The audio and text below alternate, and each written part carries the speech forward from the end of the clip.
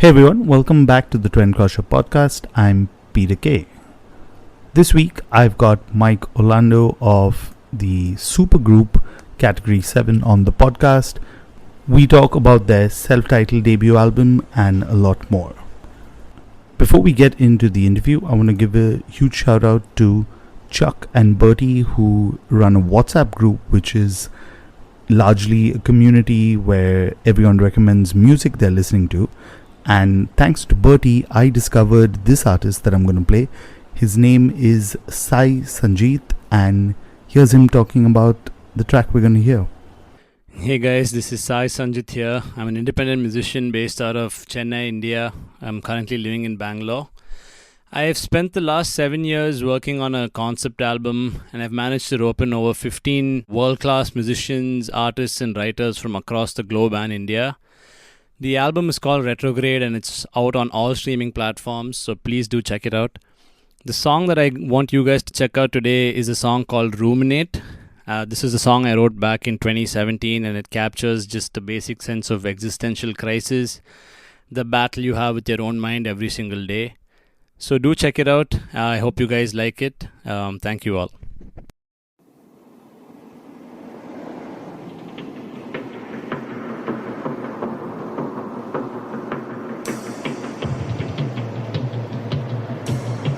Rising to the light that blinds your eyes, feeling so calm.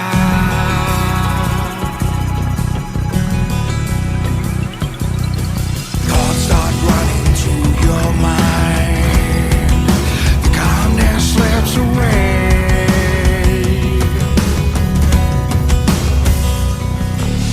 Lying warm within the depths of your sheets now.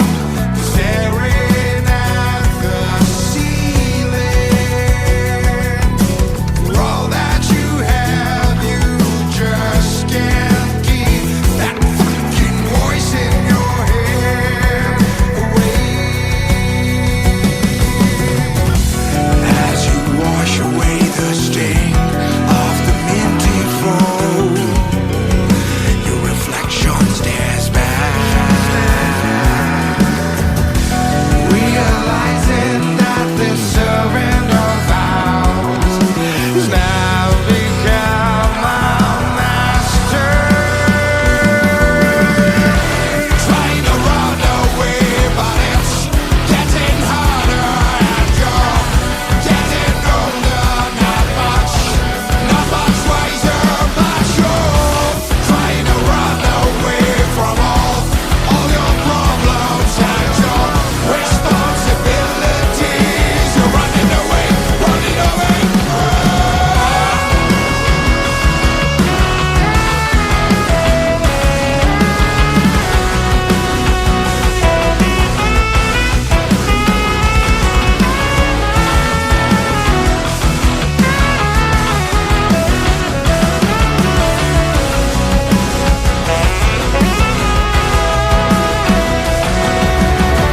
Blinded by convenience, refusing to take control. Today will be a new day, you believe. Yeah, the moment slowly take away.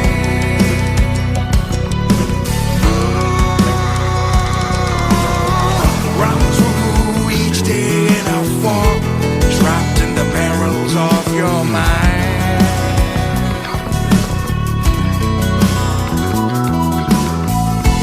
Back to the warmth of your bed, fed up of this life.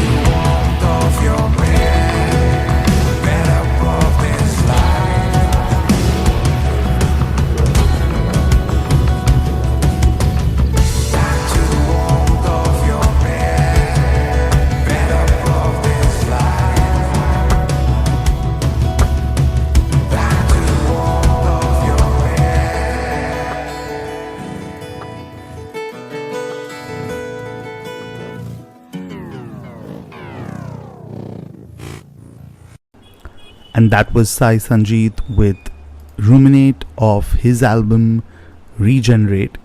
Do check out the album. I'm going to leave the link in the show notes. Now on to my chat with Mike Orlando from Category 7. Hi, Mike. Welcome to the podcast. How you doing, man? Thank you for having me. It's a pleasure to be here, Peter. Likewise. And, I must say it's great to speak to you because there's a new project you're involved with, Category 7, and the album's been out, the self-titled album, for a week. So we have a chance to speak. Initial thoughts on the response to the album so far? It's been great. We're really pleased. Across the board, we've been getting super positive reviews and people really digging it from front to back. We hear and everything, and not just the songs, but the playing and everything. So I could not be more happy about the reaction and the response to it. Absolutely.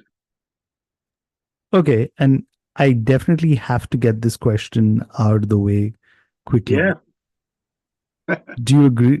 Like the tag supergroup? Yes or no? It doesn't bother me at all. People can use it. I don't give it, a second thought really. Phil Demmel said it great. He's like, supergroup. Okay, yeah, we're super. We're a group. He's like, I think we're super. It's great, just making fun of it. But I mean, I find it more of an honor. I appreciate that someone thinks that and they want to say that. I know there's like a stigma attached to it where sometimes, it doesn't live up to that name. But honestly, I think we did a really great job. Everybody in this band is just amazing, and we really crafted something special. And I think if someone wants to call it that, who am I to say? All I say is thank you. Yeah, and it's interesting, right? Because I still remember like initially hearing of supergroups, and you'd kind of imagine all of these kind of things put together. But when I was reading up on Category 7, it just happened to be all of you getting together, wanting to play like hard rock music. And one of the references I heard that you all had was Thin Lizzy. So take me back to that, initial conversation that Phil and you had, and how all of this kind of came to fruition. Yeah. It was super, super natural, super easy. It wasn't like this big thought out thing that we need this caliber or a certain type of player. We had started talking about it a while back at the end of the run for him with Machine Head. And it was like, hey, man, we have to do something together. That's eventually.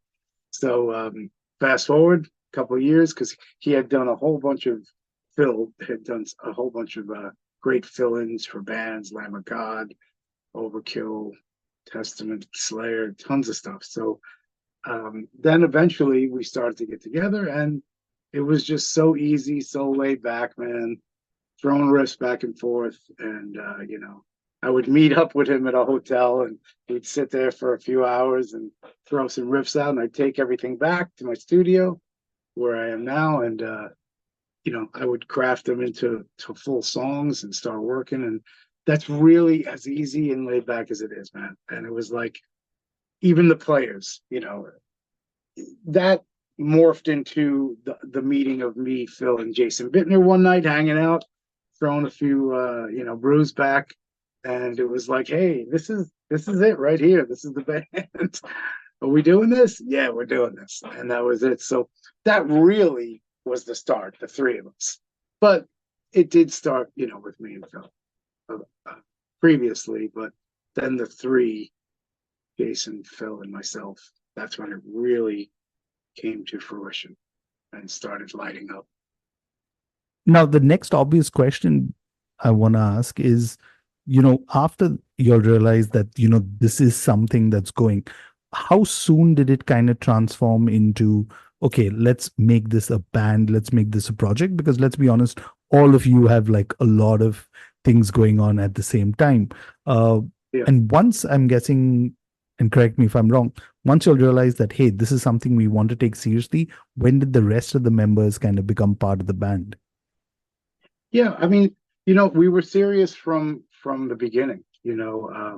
I'm not into projects. I've done albums that you just put out and stuff like that, but a project, it's just not a term for me. I feel this is a band, and it was from day one. We were serious about everything, from the start.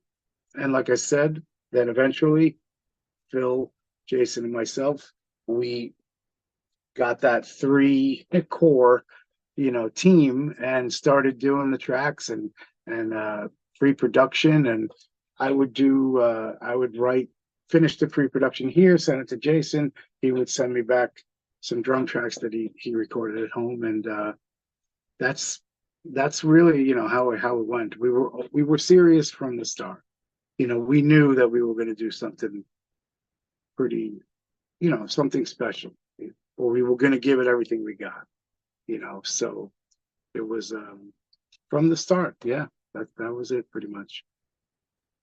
Okay, and at which point did you all kind of zero in on the singer? Yeah. Because again, Um, when you say Thin Lizzy, then you understand that there's a certain kind of voice that you're looking for. There's no growls, there's no harsh vocals and stuff like that. So how do you kind yeah, of figure and zero in on that? yeah. The Thin Lizzy thing for me is the dual guitar thing. So and if you listen to the album, you'll hear me and Phil doing a lot of harmony work together, and a lot of solos or back and forth, like in Exhausted, and at a Stormin', it's just, the whole thing is a duel. And then we join together on big harmonies. So that's where that comes from. Not necessarily the exact sound of it, but that is the influence. And once we had a couple of songs, it was basic. It was the easiest thing. It was like, all right, who's your top pick singers? And it was John Bush, John Bush, John Bush, across the board, which was just wow. Okay, great. And Jack Gibson as well. Jack, there was nobody else that really we were talking about that I can remember. It was basically, hey, bro, to Phil, what are you thinking, man?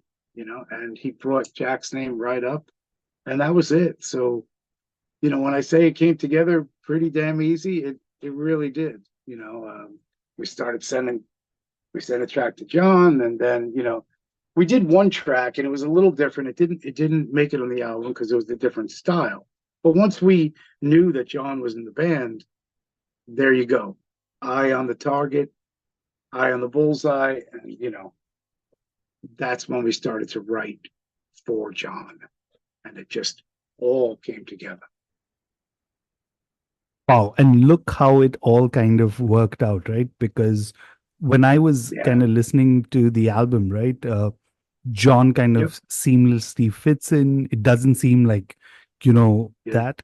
But also, I think as someone who enjoys like a lot of guitar driven music, I totally see that entire dual guitars coming in, right? And again, Yeah. there's melody, there's to a certain extent restrained because it's not, I mean, think about if you see like in 2024 guitar driven music, it's about like cramming in, as many notes as possible, fastest as possible, and all of that. Yeah. And like Yeah. it's out of your brain like 2 seconds after you hear it, right? But Yeah. here's something that you can go back and I was really like pleasantly surprised when I was listening to the album. I was like, fuck, this is like stuff that you kind of there's how do I say it? And I'm sure you've kind of heard this before, right? There's a bit What's of that? like throwback that, hey, this is something I've heard, but like in a modern context, right? So there's that Yeah. whole mix that you have. Is that something that you all were kind of going for also with the sound? We didn't, again, we didn't zero in on one particular influence. That's just our influences coming through. So it's pretty simple. And as far as the songs, and like you said, the guitar driven, John is just an absolute beast on this album. The vocals jump out, and our writing styles were just perfect for each other. It was amazing to write with John because, my God, we'd send him a track, he'd send it back, and he can't say a word. It's like, my Lord, it was just the perfect fit.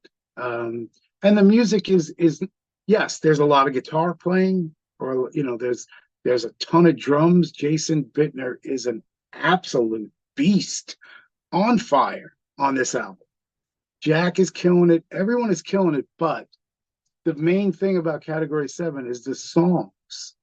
The songs have to be there. It's not just about shredding and playing and drum fills and screams. It's always based on a song. For me as a songwriter, the song is king. That's it. If the song isn't there for me, it just it loses it for me. And then the instrumentation backs it up, but it's secondary a lot, except when you step out and you do your solos and stuff. But even that, a solo is a part of a song. It's part of that song. It needs to speak in that section of the song and not just blaze. Okay, go. It just needs to have melody and structure, and it needs to complement the song. And I think that me and Phil did just that for these songs. Okay, I think that's a great segue then to kind of play a song from the album. So Yeah. if I could just get you to kind of go back and jog your memory, which was the first song that you all kind of all put together? You had the vocals, you had everything, and you're like, fuck, this is it.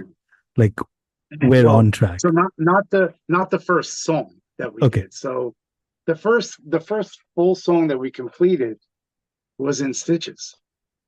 Okay. John had started with Land I Used to Love, but then put it aside for a moment and just re-jumped. In Stitches was instantly born. So I'm gonna say In Stitches. Although I was gonna pick Apple of Discord because it's our current single, but In Stitches is just, for me, it's a killer. Awesome. So if you haven't already heard it, here's In Stitches.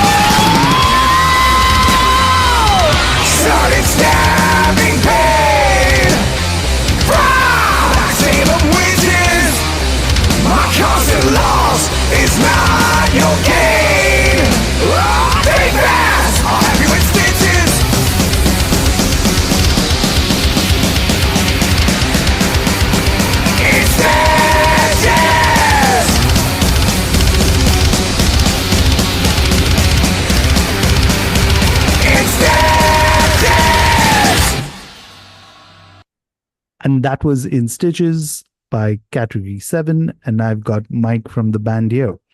Now, I know you touched upon this, but I'm going to twist this slightly. Okay. How different and how similar was the writing and recording process for you in Category 7 compared to your other bands previously? No different. I do all my work right here in Sonic Stomp Studios, where I produce, engineer, mix, master everything here, all the albums. So it's been the same since my Sonic Stomp days, then all the Adrenaline Mob albums. Everything is I'll work on the music, and then get it to a pre-production level, add drums to it, add bass, give it to the guys, let them do their magic.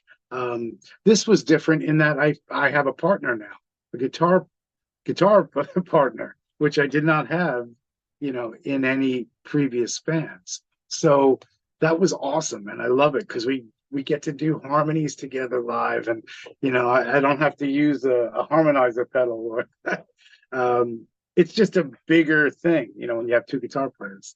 So that was cool. That was a little different because I'd meet him when he's in town because he's West Coast, I'm East Coast. We'd throw some riffs around. It could be one riff. He played the beginning of Land I Used to Love, that one riff. And from that, I created a whole, I just ran with it. Our styles, writing wise, we were right on the same level, the same, page. He'd throw me a riff, boom, I ran with it.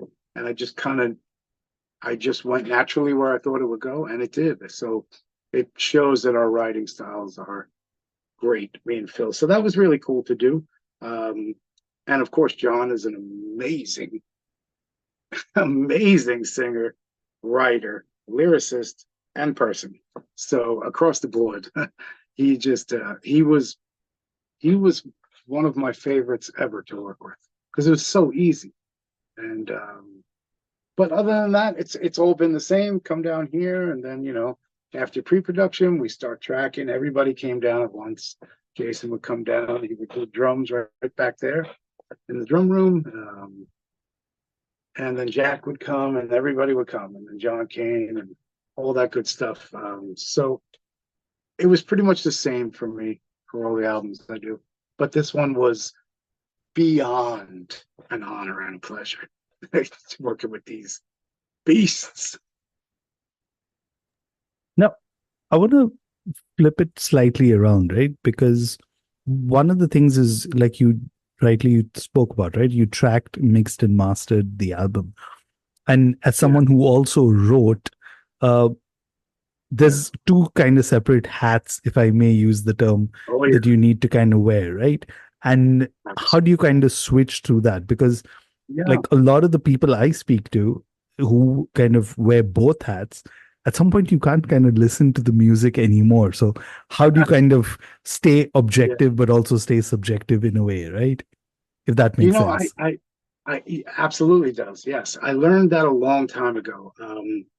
I think I have a mutual respect for all parts.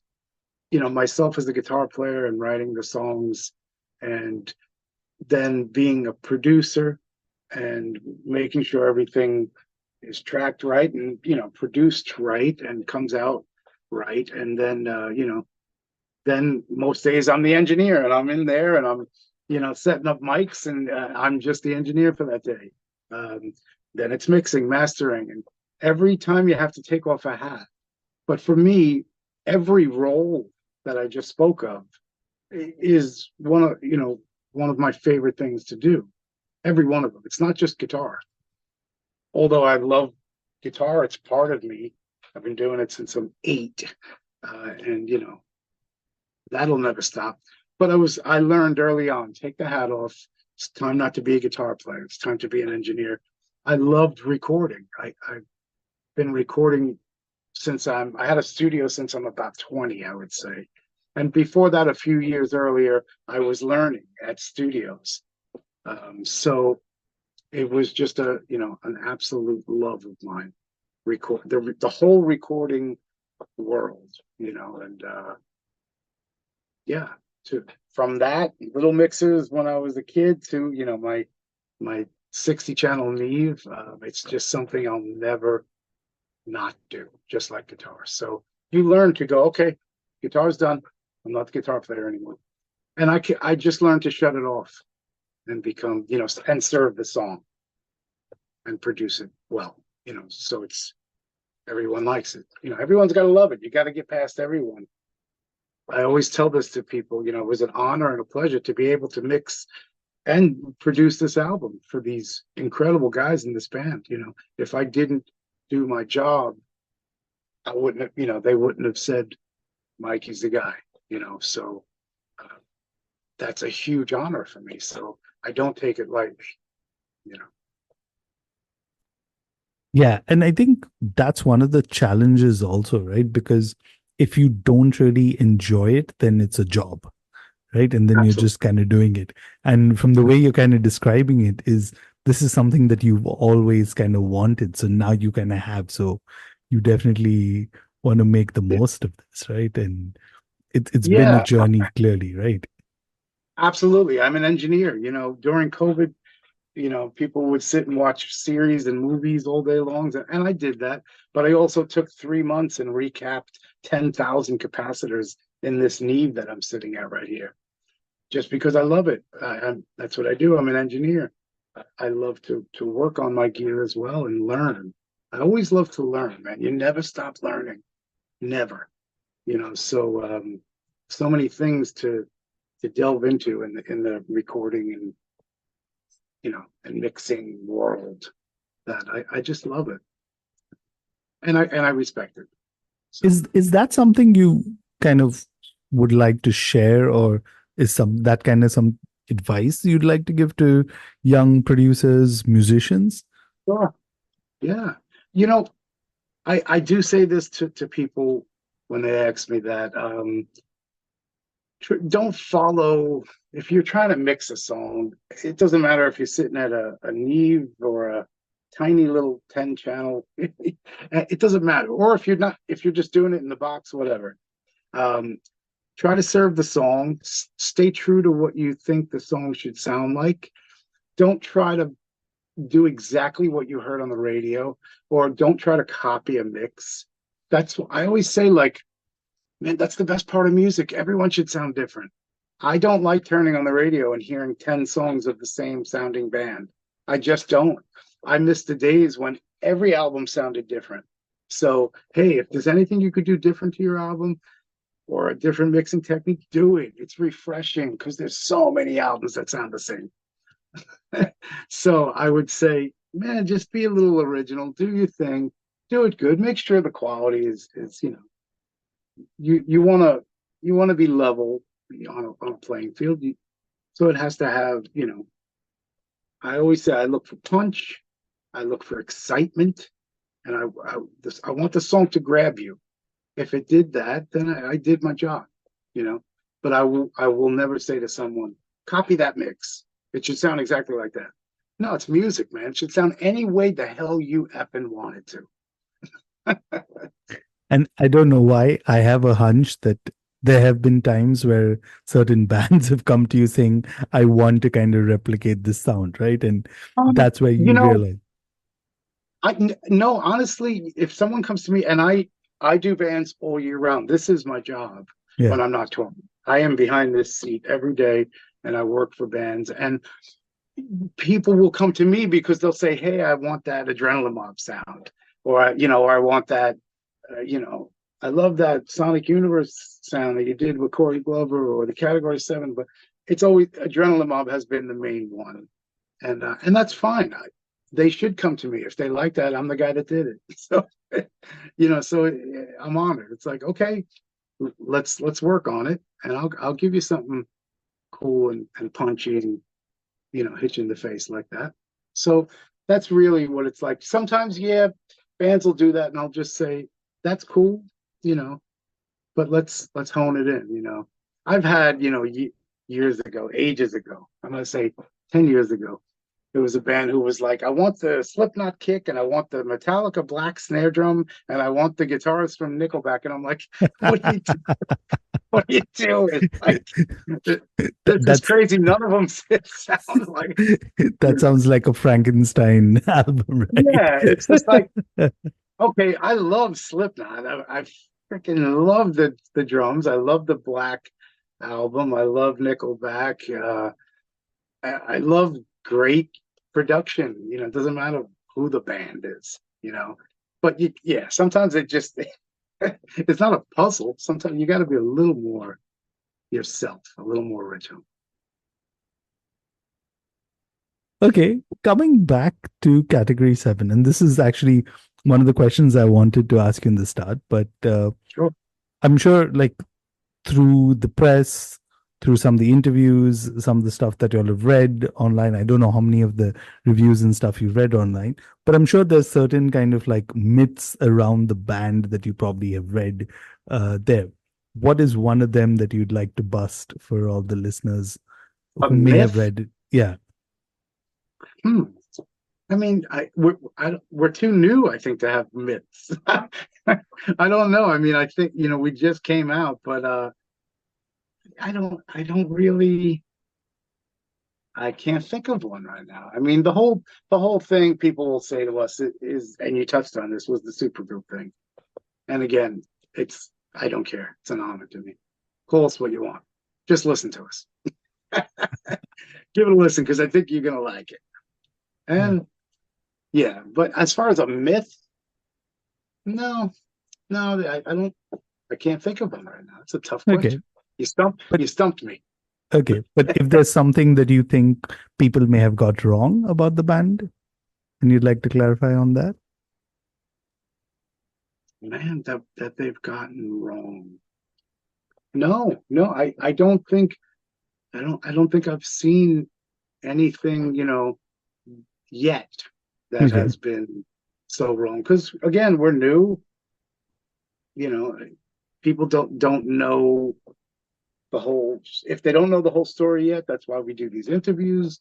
And once we get on the road, which we're planning an extensive world tour, well then yeah, then there'll be more. We'll see if we could bust some myths.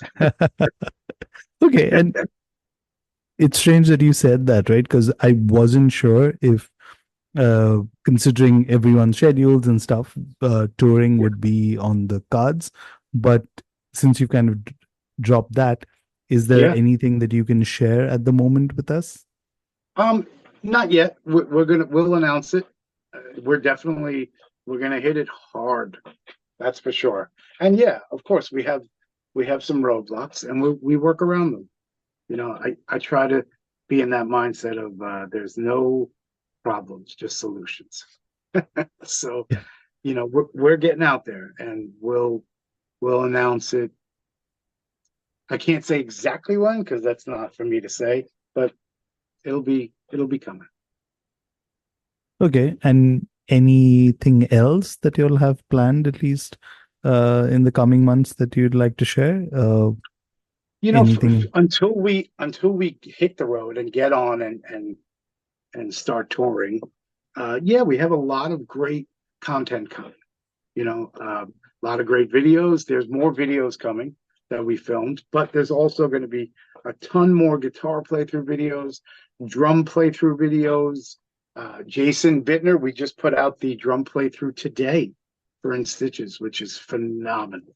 What a beast of a drummer. So we're trying to do one for every song, you know, of Oh, those. wow. We have a special series that we're working on. So there's a lot of stuff in the works because I feel that content is great. You want to keep it coming, especially, you know, being that we're not on the road as soon as it came out, the album. So we're planning a lot of really cool stuff until we hit that road.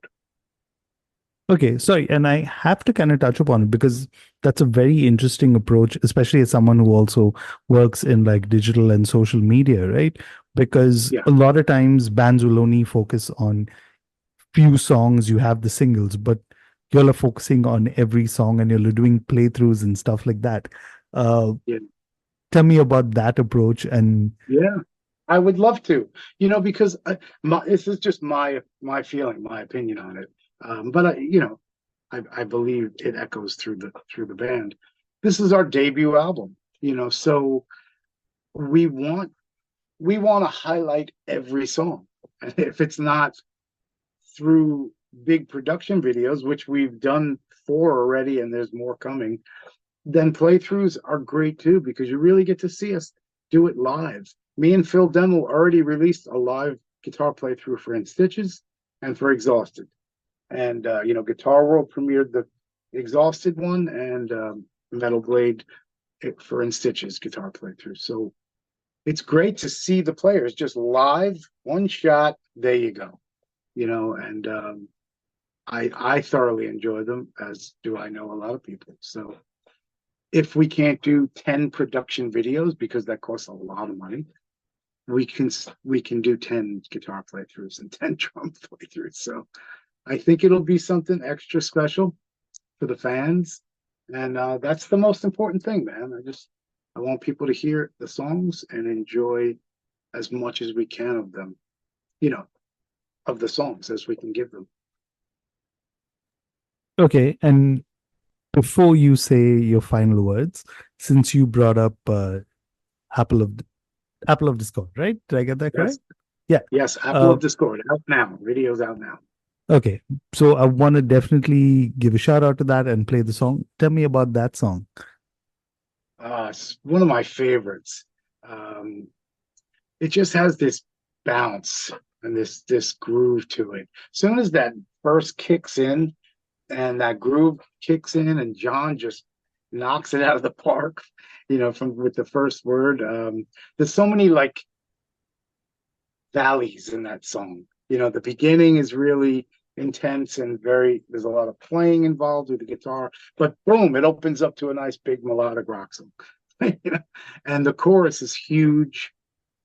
Then the solo takes off, so it's there's a lot of peaks and valleys, which I love, twists and turns, so to say. But the song's a powerful song, one of my favorites on the album. I can't say enough of what John did to the track, and what he does to every track. He brings those giant hooks, and I think our styles together just make these super cool songs. Again, the song is king. Yeah, and I'm glad you said hook, right? Because I feel that's one of the things that's like missing in like metal and rock, because that's what you keep going back to. That's what gets kind of stuck in your head overall. So with that, before let's say goodbye, and I'm going to cue in Apple of Discord. Any final words for all our listeners? Just thank you so much for having me. I hope everybody goes out and checks out, grabs a copy of Category 7 debut album. Check it out, play the videos, follow us on social media, Category 7 Band everywhere, category7official.com. So just check it out. I think you'll really dig it. And it was an honor and a pleasure to be here. Thank you. Likewise, Mike. Cheers to everyone who's tuned in. And that is Apple of Discord. Here it is. Yes.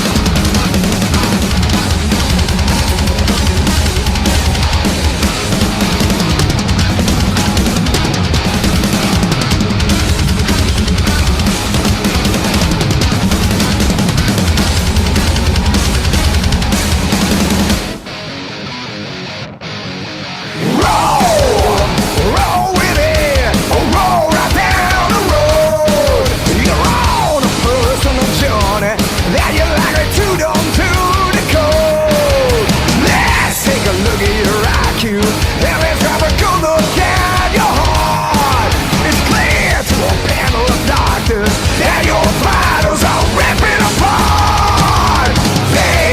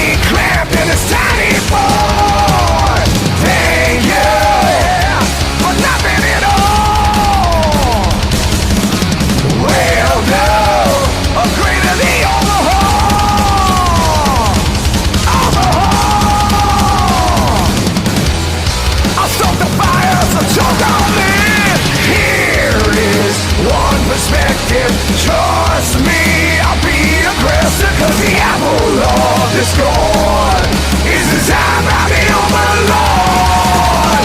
Here is a true perspective.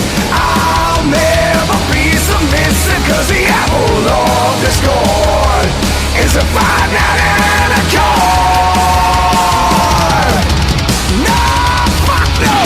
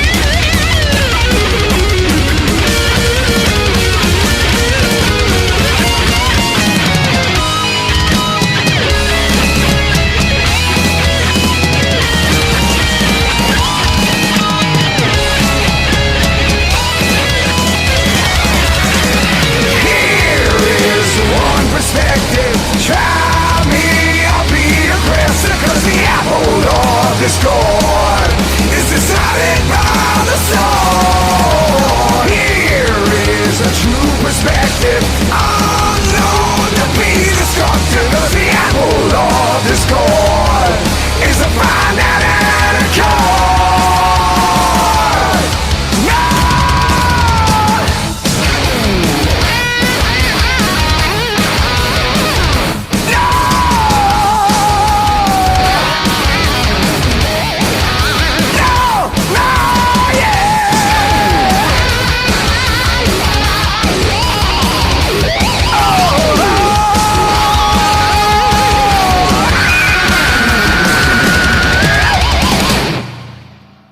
And that was Category 7 with Apple of Discord.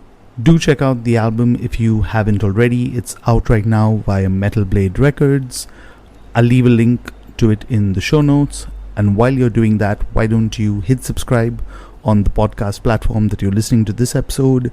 If you follow me on YouTube, do hit subscribe on that too. And if you want to know when the next episode's going to be out, do follow me on social media. Just search for Trendcrusher on Instagram and Twitter. That's all for me for this episode. I'll see you all soon. Cheers.